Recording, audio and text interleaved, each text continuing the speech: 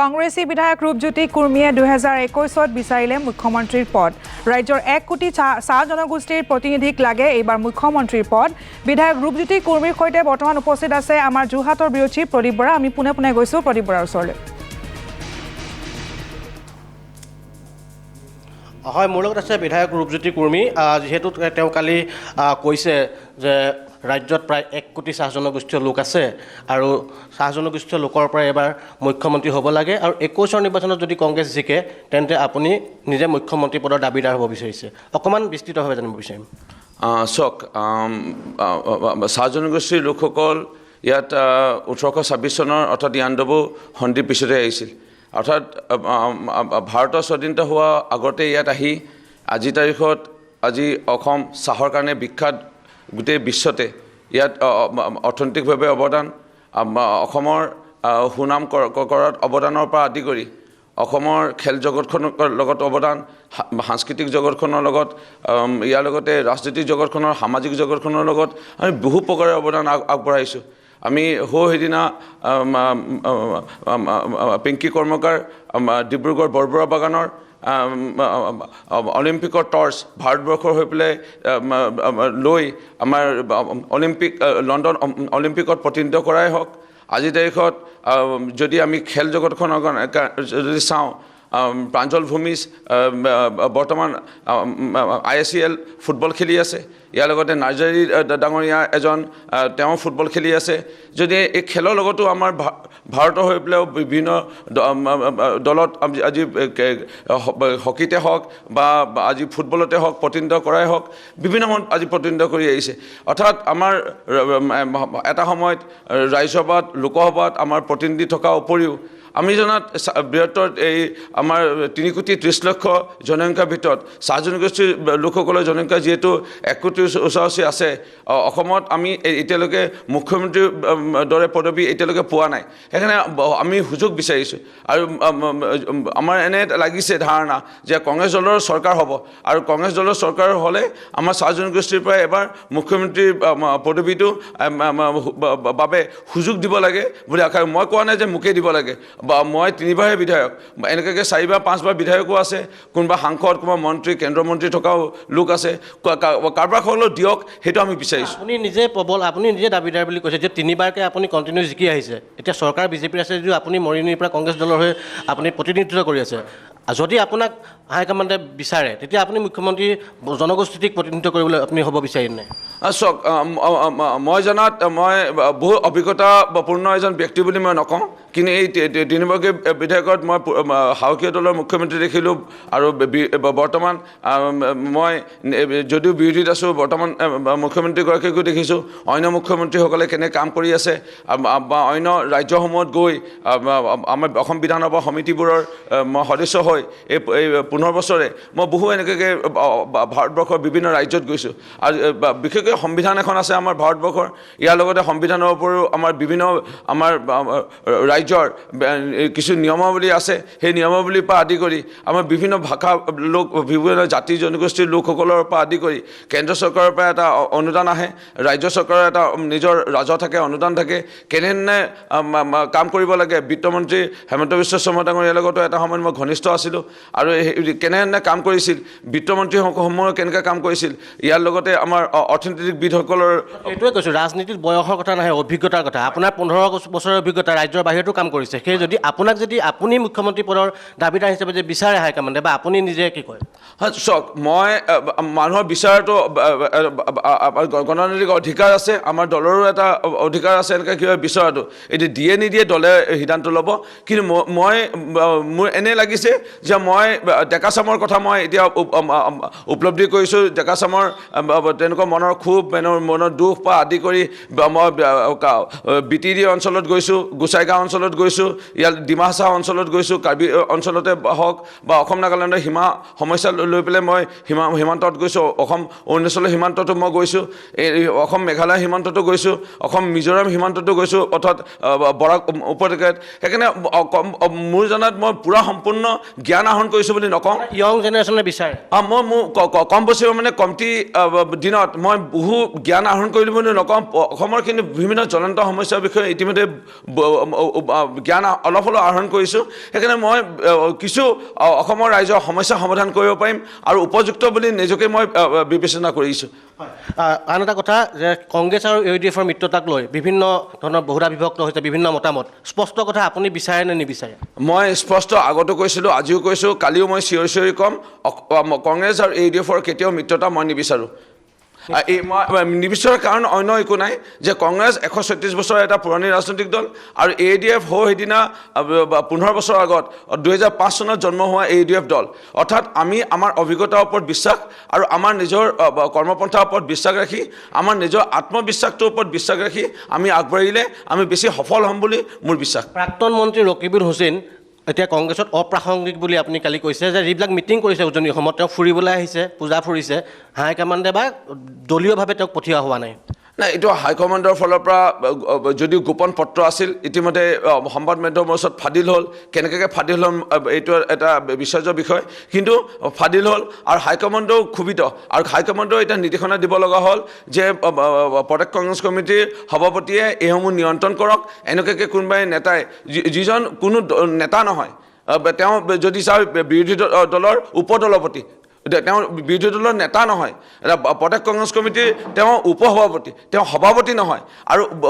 সভাপতিয়ে অৱগত নহয় বিৰোধী দলৰ দলপতিয়ে অৱগত নহয় যে তেওঁ গৈছে আৰু যেতিয়া আমি সুধিছোঁ যোন জিলাসমূহত গৈছে শিৱসাগৰ হওক তিনিচুকীয়া হওক বা যোৰহাটতে হওক জিলা কংগ্ৰেছৰ সভাপতিয়ে অৱগত নহয় ব্লক কংগ্ৰেছৰ সভাপতিয়ে অৱগত নহয় নিজে আহিছে অৰ্থাৎ তেওঁ নিজে আহিছে তেওঁ এটা দেখুৱাব বিচাৰিছে যে আমাৰ প্ৰভাৰী আমাৰ তত্ত্বাৱধায়ক মাননীয় জিতেন্দ্ৰ সিং ডাঙৰীয়া আমাৰ জিতেন্দ্ৰ সিং ডাঙৰীয়া অসমলৈ আহিব তাৰ আগতে যে তেওঁ যদি ঘূৰে তেওঁ ঘূৰিলে তেওঁৰ এটা সন্মান বাঢ়িব এই বুলি ভাবি আছে কিন্তু এটা কথা স্পষ্ট যে পূৰ্বৰ যিসকল মন্ত্ৰী 15 বছৰীয়া চৰকাৰত পূৰ্ব মুখ্যমন্ত্ৰী তৰুণ গগৈ ডাঙৰীয়াৰ লগত আছিল সেই মন্ত্ৰীসকলৰ ক'ৰবাত নহ'লে ক'ৰবাত আমি ভুলৰ কাৰণে তেওঁলোকৰ অকণমান এই ভুলৰ কাৰণে আমি যোৱাবাৰ 16 চনত হাৰিব লগা হ'ল এই মন্ত্ৰীসকলৰ যদি চেহেৰা মানুহে বেছিকৈ দেখি থাকে হয়তো মানুহে আমাক ভাল পোৱাতকৈ আমাক বেয়াহে পাব এই কথাটো তেওঁলোকেও উপলব্ধি কৰাটো উচিত তেওঁলোকে হয়তো জ্যেষ্ঠতা ভিত্তিত এবাৰ চৰকাৰ হ'লে মন্ত্ৰী পাবই সেইকাৰণে তেওঁলোকে চাইলেণ্টলি নিজৰ সমষ্টিত লগা ভাল বা তেওঁলোকে য'ত বিচাৰে তাত যোৱাটো ভাল বেলেগলৈ গ'লে তেওঁলোকে ভোট ভঙাৰহে আশংকা স্বাভাৱিক তেওঁলোকে নিজে ইচ্ছা কৰি পেলাই মানে কোনোবা প্ৰাৰ্থিত্ব পৰাশী এতিয়া শিৱসাগৰত এতিয়া প্ৰমীক গগৈ শ্ৰমিক গগৈ ডাঙৰীয়া পূৰ্ব বিধায়ক মন্ত্ৰী প্ৰণৱ গগৈ ডাঙৰীয়াৰ পুত্ৰ দুজনৰ ভিতৰত এজনে প্ৰাৰ্থিত্ব পোৱা সম্ভাৱনা আছে বা যুৱ নেতা সুব্ৰমিত্ৰ গগৈৰ পৰা আদি কৰি তেওঁলোকে আহিব প্ৰাৰ্থিত্ব পোৱাৰ সম্ভাৱনা আছে কি অন্যতম আমাৰ এজন দলৰ নেতা কল্যাণ গগৈও প্ৰাৰ্থিত্ব পোৱাৰ সম্ভাৱনা আছে এতিয়া 3জনমান প্ৰাৰ্থী তাত ওলাইছে তাৰে এজন প্ৰাৰ্থীক সমৰ্থন কৰি তেওঁৰ লগত ঘনিষ্ঠতা বন্ধুত্ব থকাৰ বাবে তেওঁ লগত গুচি যোৱাটো সেইটো বা ডিগবৈতে হওক 4-5জন প্ৰাৰ্থী এজন প্ৰাৰ্থীয়ে মাতিলে বুলি তাত গুচি যোৱা জিলা কংগ্ৰেছে ব্লক কংগ্ৰেছে অৱগত নোহোৱা তেওঁ এজন জ্যেষ্ঠ ব্যক্তি হিচাপে দলৰ এজন কৰ্মী হিচাপে বা প্ৰাক্তন মন্ত্ৰী হিচাপে তেওঁ বুজাটো উচিত তেওঁ এতিয়া কি কৰি আছে তেওঁ স্বাভাৱিক দলৰ ক্ষতি কৰি আছে সেইকাৰণে তেওঁ বুজাটো উচিত আৰু প্ৰাক্তন মন্ত্ৰী সকলোৱে বুজাটো উচিত আপুনি আগতো কৈছে চেয়াৰমেনক বহিষ্কাৰ কৰিব লাগে বহু বিতৰ্কিত কথা এটাৰ পিছত এটাকৈ কৈ আছে চেয়াৰমেন আলীক বহিষ্কাৰ কৰিব লাগিব প্ৰথম যেতিয়া বাতৰি ওলাইছিল চেয়াৰমেন আলী ডাঙৰীয়াই শংকৰদেৱ কলাক্ষেত্ৰত মিয়া ভৱন বিচাৰিছে আমি ক্ষোভিত হৈছিলোঁ পিছলৈ অৱগত যেতিয়া হ'লোঁ যে DRC কমিটি চৰ চাপৰি সংগ্ৰহালয় বুলি পেলাই শংকৰদেৱ কলাক্ষেত্ৰত প্ৰস্তাৱ দিছিল সেইটো প্ৰস্তাৱো কিন্তু আমি নক্সাত কৰিছোঁ বা আমি ধিক্কাৰ দিছোঁ এই সমিতিখনে শংকৰদেৱ কলাক্ষেত্ৰত ভূমিত স্থাপিত কৰাৰ কথা মনতো কিঞ্চিত ভবা বাবে কিয়নো মহাপুৰুষ গুৰুজনা সকলো জাতি জনগোষ্ঠীকে প্ৰতিনিধিত্ব কৰে বা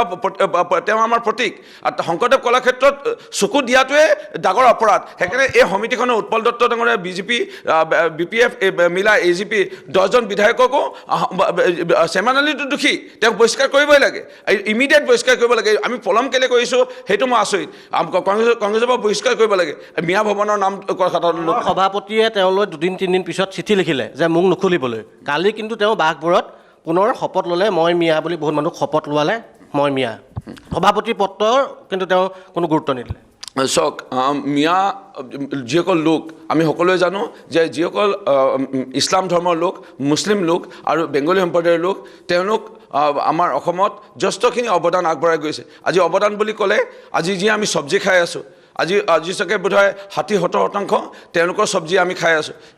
তেওঁলোকে যদি চব্জি নোৰোৱে আমাৰ লোকসকলে বিভিন্ন কাৰণবশতে হওক, ব্যস্ততাৰ কাৰণতে হওক, আমাৰ চব্জি ৰোৱাটো আমি এৰি দিছোঁ পানীৰ অভাৱত। প্ৰশ্নটো বেলেগ, সভাপতিৰ পত্ৰখনৰ সন্দৰ্ভত তেওঁ মুখ খুলিব নালাগিছিল। মই কৈ আছোঁ চব্জিৰ পৰা আদি কৰি খেতিৰ ক্ষেত্ৰতো অৱদান আছে। আৰু এটা কথা ঠিক, যিহেতু ভাৰতৰ স্বাধীনতাৰ আগত তেওঁলোকে প্ৰৱেশ কৰি যিসকল আছিল বা তেওঁলোকে আমাৰ ভোটাৰ লিষ্টত নাম আছে, তেওঁলোকে বিভিন্ন ক্ষেত্ৰত বিদ্যালয় মহাবিদ্যালয়ৰ লগত জড়িত হৈ চৰকাৰী চাকৰিত আছে, কিন্তু আজি নিজকে তেওঁলোকে মিয়া বুলি নকয়। আমি মুখৰ এটা কথা বাক্য যে এই লোকসকল মিয়া বুলি, কিন্তু আজি এই চেমানী ডাঙৰে ৰোষত পৰিছে, কাৰণ গৰিষ্ঠ সংখ্যক লোকে কিন্তু বিচৰা নাই। আজি আব্দুল ৰহমান মণ্ডল, আজি গোৱালপাৰাৰ যিজন বিধায়ক, তেওঁতো স্পষ্টভাৱে কৈছে যে মিয়া শব্দটো ক'বলৈ মানুহে লাজ কৰে আৰু এইটো লৈ পেলাই মানুহে টিটকাৰি মাৰে বুলি। তাৰ ভিতৰত এই চেমানী ডাঙৰীয়া এনে লাগিছে বৰ্তমান এই বিজেপি দলৰ চৰকাৰখনৰ ক'ৰবাত চাগে তেওঁৰ CID কেছ এটা আছে, সেইটো ভয়তে অহাবাৰ টিকেট নাপাব, এৰেষ্ট হৈ যাব, সেইবোৰ ভয়তে তেওঁ যেতিয়া ৰেঞ্জাৰ আছিল, বিধায়ক হোৱাৰ আগত ৰেঞ্জাৰ আছিল, সেইবোৰ ভয়তে তেওঁ চাগে আবুল তাবুল বলকিছে কোনো বিজেপি দলৰ বৰ্তমান এই চৰকাৰখনৰ মানুহৰ কথা শুনি পেলাই। তেওঁতো হাইকমাণ্ড, আপোনাক ক'বলৈ গ'লে সভাপতিৰ পত্ৰখন তেওঁ মুখ খুলিবলৈ মানা কৰিছে, মুখ খুলিব নালাগে, হাইকমাণ্ডৰ কথাটো শুনিব লাগে। না, হাইকমাণ্ডৰ কথাটোতো শুনিবই লাগে, সেইটো স্পষ্ট। আৰু সেইটোৱে মই ক'ব বিচাৰিছোঁ, তেওঁ ইমিডিয়েট বহিষ্কাৰ কৰিব। এতিয়া নহয়, মই 3 দিনৰ আগৰ পৰা চিঞৰি আছোঁ, 3 দিনৰ আগতে বহিষ্কাৰ কৰাহেঁতেন, তেওঁ এই শপত গ্ৰহণ, এই বোলে মুখ খোলা আৰু বেছিকৈ এইবোৰ কৰিব নোৱাৰিলেহেঁতেন। কিন্তু প্ৰদেশ কংগ্ৰেছ কমিটিৰ সভাপতি ৰিপুণ বৰা ডাঙৰীয়াই কিহৰ কাৰণে তেওঁৰ ওপৰত ভয় কৰিছে বা তেওঁ বহিষ্কাৰ কৰা নাই, এইটোৱে অলপ চিন্তনীয়। ৰিপুণ বৰা সভাপতি হিচাপে এই ক্ষেত্ৰত কিছু ফেইলাৰ নেকি, যে আপোনাক কিমান সন্তুষ্ট? নাই, ৰিপুণ বৰা ডাঙৰীয়া তেওঁ কম বছৰে মানে কাম কৰাৰ প্ৰয়াস কৰিছে, তেওঁ কিন্তু এটা দাগ লৈও আছে। সেই দাগটোৰ কথা মই স্পষ্টভাৱে নকওঁ, তেওঁ সেইটো জনাটো উচিত। তেওঁ নিজৰ সহধৰ্মিনী মণিকা বৌ যোৱাবাৰ নিৰ্বাচনত হাৰিছে, তেওঁ নিজে বুজিব লাগে যে কিহৰ কাৰণে মণিকা বৌ হাৰিছে। তেওঁতো এজন মানে এনে এটা আছিল যে 100% পঞ্চায়ত জিকোৱা মানে এজন বিধায়ক, কোনো জিকাব পৰা নাছিল, তেওঁ জিকাইছিল, তেওঁ দখল আছিল সেই সমষ্টিত। আজি কেলৈ হাৰিছে তেওঁ সেই কাৰণবোৰ নিজে বুজি, নিজে উপলব্ধি কৰি তেওঁ প্ৰদেশ কংগ্ৰেছ কমিটিৰ সভাপতি যিটো পদ, সেই পদটো অন্য কোনো এজন বৰ্তমান উঠি অহা এজনক গতাই দিলে বেছি ভাল হ'লহেঁতেন বুলি মই ধাৰণা কৰিছোঁ। আৰু স্পষ্ট অনাগত দিনত তেওঁ ৰাজ্যসভা সাংসদ হৈ আছে, তেওঁ অনাগত দিনত আমাৰ কেন্দ্ৰীয় মন্ত্ৰী বা কেন্দ্ৰৰ নেতা হ'বলৈ গৈ আছে। এইটো সময় এতিয়া 5 মাহ নিৰ্বাচন আছে, তেওঁ নিজেও বিবেচনা কৰি পেলাই তেওঁৰ যিটো দাগ আছে সেই দাগটো অলপ আঁতৰিবলৈ কাৰণে হওক, তেওঁ নিজে আঁতৰি দিলে আমি ভাল। মিউজিয়ামৰ প্ৰসংগই আপোনালোকৰ দলক ক্ষতি কৰিব নেকি? মিয়া ভৱনৰ এই প্ৰসংগটোৱে কম বছৰে মানে আমাক ক্ষতি কৰিছে বা ক্ষতি কৰাৰ সম্ভাৱনা আছিল। কিন্তু আমি যেতিয়া DRC কমিটিৰ বিষয়ে অৱগত হ'লোঁ যে উৎপল দত্ত সভাপতি বৰ্তমান BPF AGP দলৰ এই চৰকাৰখনৰে 10জন বিধায়ক এই সমিতিখনৰ লগত জড়িত হৈ আছিল, অসমৰ ৰাইজে এতিয়া কম বছৰ মানে বুজি পালে যে চেমান আলীৰ মূৰত কঁঠালে ভাঙিব লৈছে। চেমান আলী ভুল, চেমান আলী বহিষ্কাৰ কৰক, মই আকৌ কৈছোঁ, চিঞৰি কৈছোঁ। কিন্তু সমান্তৰালভাৱে এই সমিতিখনৰো ক'ৰবাত ভুল আছিল, সেইকাৰণে ক্ষতি কৰাটো যিটো কথা, ক্ষতি অকণমান কৰ্মচাৰীমানে কৰিছে, কিন্তু মই জনাত আমি মেৰামতি কৰিব পাৰিম এই ক্ষতিটো ৰাইজক বুজাই পেলাই। 1 কোটি চাহ জনগোষ্ঠীৰ লোক আপুনি আছে বুলি কৈছে, কণ্ট্ৰিবিউশ্যন কি আছে ইতিমধ্যে কৈছে। আজি চেয়াৰমেন আলীয়ে আৰু এটা কথা ক'লে, চাহ জনগোষ্ঠী আৰু আহোমসকলৰ মানে তুলনা কৰিলে মিয়াৰ লগত, আৰু সেয়ে সম অধিকাৰ দিব লাগে। আপুনি ক'লে যে চাহ জনগোষ্ঠীৰ লোক 1 কোটি আছে, কিমান অৱদান আছে আপুনি ক'লে, এতিয়া সম অধিকাৰ দিব লাগে তেওঁ কৈছে। চেমানী ডাঙৰীয়াই বুৰঞ্জী পঢ়াটো উচিত, আৰু বুৰঞ্জীত স্পষ্ট আছে যে আমি চকু মুদা এজনে জানে যে 600 বছৰ আহোমসকলে ৰাজত্ব কৰিছিল ইয়াত আমাৰ অসমত, আৰু সেইলৈ চাওলং চুকাফাৰ পৰা আদি কৰি ইয়াত বিভিন্ন সময়ত বিভিন্ন ৰজাৰ অৱদান আছে। আৰু ৰংঘৰ কাৰেংঘৰৰ পৰা আদি কৰি তলাতল ঘৰৰ পৰা আদি কৰি শিৱ মন্দিৰৰ পৰা আদি কৰি শিৱসাগৰ, তেওঁলোকৰ কি অৱদান আছে অসমৰ ৰাইজে জানে। আৰু ক'ৰবাত কিবা ডাগৰ মছজিদে বনালে নেকি, ডাগৰ কিবা এটা বোলে তেওঁলোকে লাইব্ৰেৰী বনালে নেকি, এইবোৰ অৱদানৰ কথা জানে। সেইকাৰণে বেছি আৰু এইটো বিষয়ে আহোমসকলৰ বিষয়ে মই নকওঁ। আহোমসকল ইয়াত অতীজৰ খিলঞ্জীয়া আৰু এই কথা জানে, 1 নম্বৰ। 2 নম্বৰ হৈ গ'ল চাহ জনগোষ্ঠীৰ লোকসকল, আমি এই ভাৰতৰে আমি এটা বৃহত্তৰ অংগ আমি আছিলোঁ, আৰু তাৰ পৰাই আমাক ছটানাগপুৰ এই অঞ্চলৰ পৰাই ভাৰতৰ মধ্য ভাগৰ পৰাই আমাক অনা হৈছিল আৰু আমি ইয়াত উজনি অসমৰ যিসকল চাহ জনগোষ্ঠীৰ লোক চাহ গছ খেতি কৰিব আনিছিল আমাক ইয়াণ্ডাবু সন্ধি 1826 স্বীকাৰ কৰিছোঁ ইয়াণ্ডাবু সন্ধি 1826 চনৰ পিছত আমাক ইয়াত অনা হৈছিল আৰু আমি তেতিয়াৰ পৰা আমাৰ যিটো অৱদান চাহ বাগানৰ খোলাই হওক ৰাস্তা পদূলি ৰেল লাইনৰ যিবোৰ গছ কটা পৰা আদি কৰি কিমান কট লাখ লাখ কলেৰা মহামাৰী বা মেলেৰিয়া আক্ৰমণত আমাৰ ককা আইতাসকলৰ মৃত্যু এইবোৰ কথা জানে সকলো জানে কিন্তু মিয়াৰ লগত তুলনা কৰাৰ সম অধিকাৰ বিচাৰটো কিমান আপোনাৰ কথাটো গ্ৰহণযোগ্য প্ৰশ্নই নুঠে আমাৰ মাংৰি মেম দয়াল পানিকা পৰা আদি কৰি আমাৰ বিভিন্নজনে দেশৰ স্বাধীনতা আন্দোলনৰ ব্ৰিটিছৰ বিৰুদ্ধে স্বাধীনতা আন্দোলনৰ আগতে প্ৰাণ আহুতি দিয়াৰ পৰা আদি কৰি স্বাধীনতা আন্দোলনৰ পিছতো ভাষা আন্দোলনৰ পৰা আদি কৰি কা আন্দোলনতো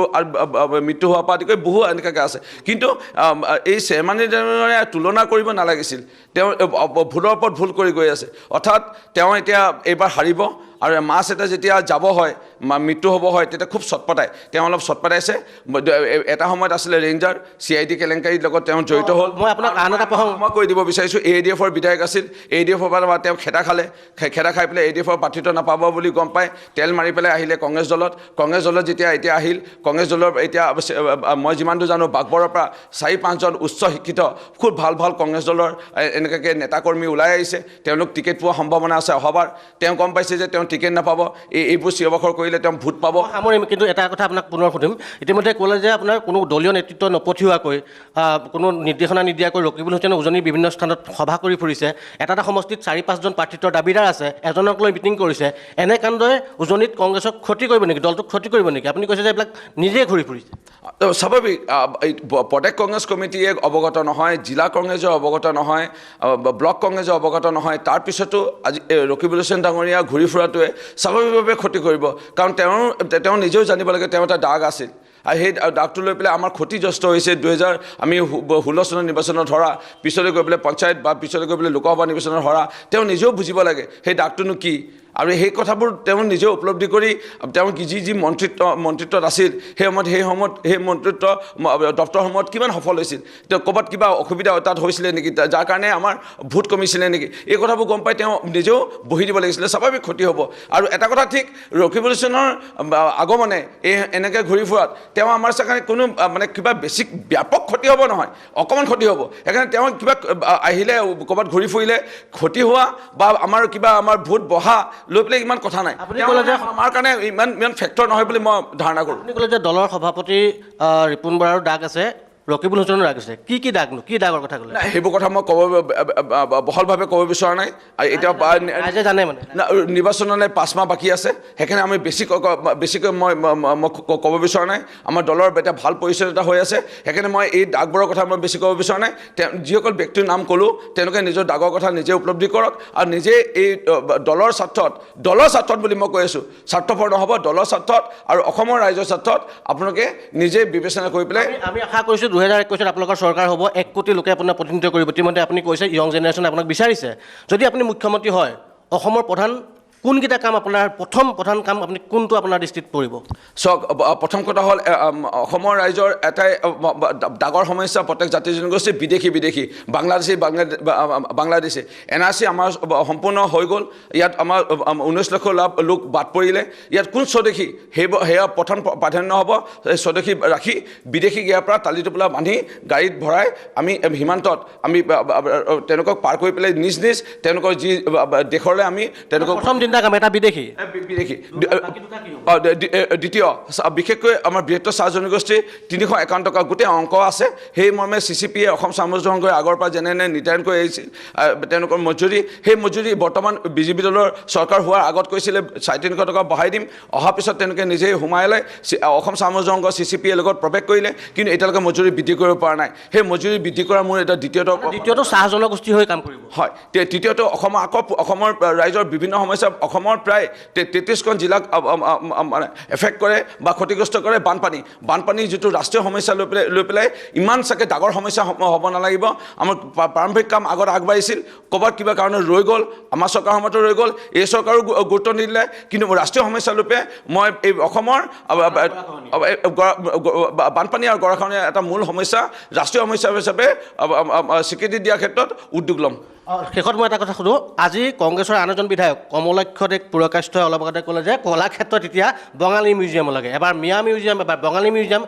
কি হ'বলৈ গৈ আছে আপোনালোকৰ বিধায়কসকলক নিয়ন্ত্ৰণ নোহোৱা হৈছে দলৰ মই তাকে ক'লোঁ আপুনি যিটো প্ৰশ্ন তুলিলে আৰু মই স্পষ্টভাৱে কৈছোঁ যে প্ৰদেশ কংগ্ৰেছ কমিটিৰ সভাপতি ৰিপুণ বৰা ডাঙৰীয়া যেনেকৈ আগৰ যিসকল প্ৰদেশ কংগ্ৰেছ কমিটিৰ সভাপতি ভূপেন চকুলতা ডাঙৰীয়া হওক বা পৱন সিং খাটৰা ডাঙৰীয়া হওক তৰুণ গগৈ ডাঙৰীয়া হওক মই কেইজনমানৰ নাম লৈছোঁ শেহতীয়াকৈ আছিল তেওঁলোকৰ যিটো দক্ষতাৰে কাম কৰিছিল তেওঁলোকে ষ্ট্ৰিক হৈছিল আৰু তেওঁলোকক আমি শ্ৰদ্ধা ভক্তি আৰু ভয় কৰিছিলোঁ যে তেওঁলোকে আমাক পাঠিত নিদিব নেকি তেওঁলোকে আমাক পদবী মন্ত্ৰিত্ব নিদিব নেকি তেওঁলোকে কিবা পদবী নিদিব নেকি বা তেওঁলোকে আমাক দায়িত্ব নিদিব নেকি আমাক একাষৰীয়া কৰি ৰাখিব নেকি সেই ভয়টো ক'ৰবাত বৰ্তমানৰ প্ৰদেশ কংগ্ৰেছ কমিটিৰ সভাপতি ৰিপুণ বৰা ডাঙৰীয়াৰ প্ৰতি নোহোৱা হৈছে নেকি অৰ্থাৎ তেখেত ক'ৰবাত অকণমান ষ্ট্ৰিক হোৱাটো প্ৰয়োজন আছে যিটো নোহোৱাৰ কাৰণে দলৰ ক'ৰবাত ক্ষতি হৈ আছে এয়া আজি বঙালীয়ে সাহস কৰিছে যদি প্ৰেছ মিট এটা দি পেলাই প্ৰত্যেক মন্ত্ৰী বিধায়কক যে কোৱাহেঁতেন যে ইয়াত অকল কংগ্ৰেছ দলৰ মুখপাত্ৰহে বক্তব্য ৰাখিব পাৰিব কোনো মন্ত্ৰী বিধায়কে এনেকৈ সংবাদ মাধ্যমত বা কোনো মন্তব্য বা মুখ খুলিব নোৱাৰে বুলি কোৱাহেঁতেন নিশ্চয় সভাপতিৰ মানে অনুশাসনটো কম মানে ষ্ট্ৰিক অনুশাসন নাই স্বাভাৱিক যাৰ কাৰণে আজি মোৰ বন্ধু কমলাক্ষ দেৱ পুৰকাষ্ঠই বঙালী ভৱন কালি কোনোবা এজনে ক'ব যে মিচিং ভৱন কোনোবাই দেউৰী ভৱন এনেকৈ ক'বলৈ সাহস কৰিব সেইবোৰ নহওক শংকৰদেৱ কলাক্ষেত্ৰ হিচাপে থাকক হয় সেয়া আছিলে মৰিয়নি বিধায়ক ৰূপজ্যোতি কুৰ্মী স্পষ্টভাৱে তেওঁ কেইবাটাও কথা ক'লে নিতান্তই আগন্তুক ৰাজনৈতিক প্ৰেক্ষাপটত ৰূপজ্যোতি কুৰ্মীৰ এই মন্তব্য অতি গুৰুত্বপূৰ্ণ হিচাপে আৰু চৰ্চিত হিচাপে বিবেচিত হ'ব